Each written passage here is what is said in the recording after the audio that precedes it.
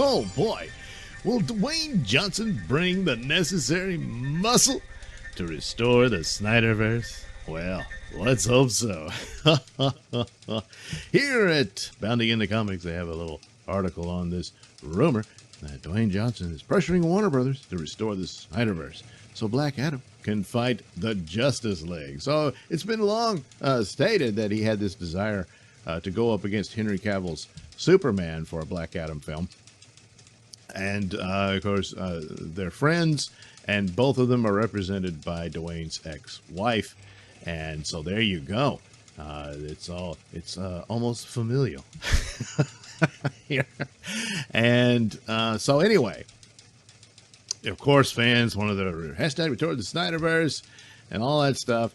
And it's looking more and more likely that Snyder Cut brought the goods, whether it was the goods they wanted. As I've always stated, I thought it had an unfair burden on it, that it would have to leap Mount Everest in order to force back the forces within Warner Brothers allied against it. But did it? Well, not quite sure on that, but I think by pretty much most accounts, it did well. But it impressed someone else. So a scoop by Small Screen. Yeah, I'm not a fan, but hey, whatever, you know. It says they have a source. So they said that someone said that Dwayne Johnson texted his team and said, "We need Henry in our movie. We need the SnyderVerse." So I wish I could. I hope this is true. See, there he is. He's holding the DCEU together, all by himself. So anyway, he also has big goals involving the whole Justice League cast. So it was not just to go up against Henry. He wants Black Adam to take on the whole Justice League, and he wants the Justice League that he saw in Zack Snyder's Justice League. So that's what he's interested in. He seemed to, apparently, if we're following this, he was very impressed with the Zack Snyder's Justice League. So he wants to have scenes with each of the actors who he really enjoyed, and apparently he really wants to have some kind of interaction with Jeremy Irons' Alfred. So there you go. It says he really enjoyed his performance and all that. And of course, Jeremy Irons has always been a solid actor. He's always going to be a plus in whatever project you're working, even something crappy like Watchmen, which is he was wasted in. Yeah, it's rather sad, but well, what are you going to do? So hopefully he'll do better as Alfred in Dwayne Johnson's version of the Snyderverse. So of course, several warring factions wanted me to for and against. So just like Lucasfilm, there apparently is a split. And of course, when you look at it, there's all these different compartments within the workings of Warner Bros. It's not one thing. And even though AT&T is the ultimate boss, they don't particularly want to meddle as much because, you know, the people in place are the ones that have been a part of this business. AT&T was not a Hollywood studio or anything, you know. And so they buy this for the purposes of their own. They wanted a streaming service to be a part of their whole technological assets and whatnot going forth with the internet and what have you. And so, that's what they did. But they're going to have to, I'm afraid, to steer the ship more directly because some of the decisions I'm seeing is, oh my God, it sounds really awful. And so the Snyderverse is not perfect by any stretch of the imagination. There's some flaws in it, even though I'm a fan. But I acknowledge there are, and some of them are pretty serious. But I'll take SnyderVerse over any of the stuff Bad Robot is suggesting. So according to Sutton, the communications conglomerate parent company Warner would side with the megastar over the studio. So the idea is that if he goes over their heads, override the executives, and go straight to AT&T, Big Daddy AT&T, he could make this happen. So that, again, brings muscle to the table that if Snyder Cut didn't deliver massively, as I suspected it would have to with everything going up against it, that leaped them out ever since single bound.